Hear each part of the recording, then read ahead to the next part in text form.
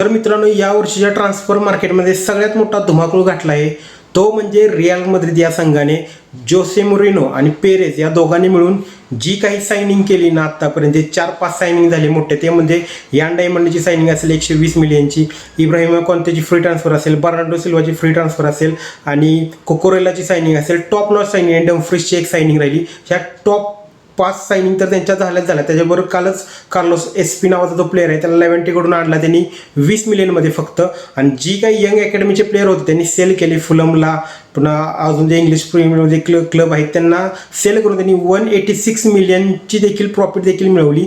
त्यामुळे तुम्ही तो पेरेसचा माइंड आहे ना, तुम्ही ओळखू शकता की पेरेस काय नेक्स्ट लेवलचा माणूस आहे आणि त्यांनी जोसे मोरिनो म्हणतील अशी टीम त्यांना अखेर तयार करून दिली आहे. आणि यामध्ये जर बघितले तर त्यांनी पूर्णपणे त्यांची सीबी आणि लेफ्ट बॅक आणि फुल बॅक आणि मिडफिल्ड याच्यावर जास्त खर्च केला आहे.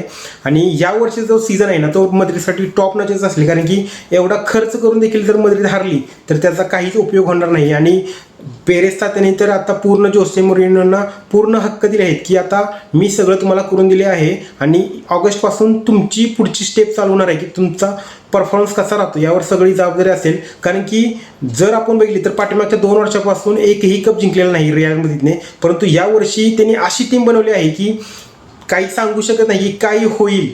पण तुम्हाला वाटते की प्लेयर चांगले खेळतील, नवीन टीम आहे, थोडा वेळ द्यावा लागेल, ट्रेनिंग सेशन्स वगैरे चालू आहे, परंतु अजूनही 1 महिना आहे. रॉड्री बरोबर देखील त्यांचा प्लॅन चालू आहे की ते रॉड्रीला देखील आणू शकतात आणि रॉड्रीसाठी ते देखील जात आहेत. आणि यान डायमंड जी ट्रान्सफर होती ना ती सगळ्यात मोठी ट्रान्सफर होती रिअल माद्रिदसाठी, कारण की ते ओलिसेसाठी जाणार होते परंतु त्यांना ओलिसे मिळालं नाही म्हणून ते यान डायमंडसाठी गेले. आणि यान डायमंडसाठी देखील मोठ्या ट्रान्सफर टाकल्या होत्या लिव्हरपूलने, पीएसजीने, परंतु यान डायमंडने देखील रिअल माद्रिदला पसंत दिली, कारण की क्लबच असा मोठा आहे, हिस्ट्री आहे, 15 UCL टायटल्स आहेत आणि त्यामुळे सगळे माद्रिदसाठी जाण्यासाठी इच्छुक आहेत.